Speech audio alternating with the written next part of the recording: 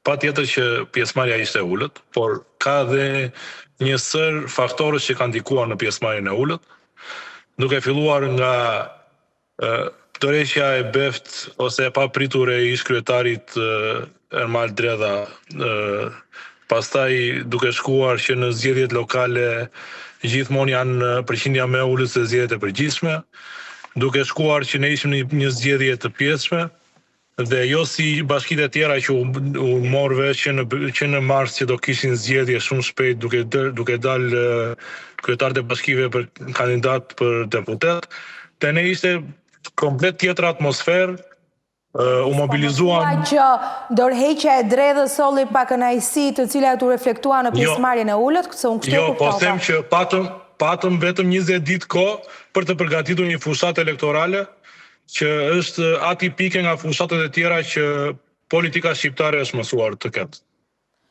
A është ky trend në ulje e pjesëmarrjes në zgjedhje në Vlorë si pasojë e arsyeve të tjera, apo është kjo që thoni ju? Unë kam dëgjuar si argument edhe më herët që ka një lëvizje demografike e tjera. Megjithatë, lëvizje demografike është trend botror, është një mod që njerëzit nuk i ndalon dot më nga globalizmi, po lëvizin sipas dëshirave të veta.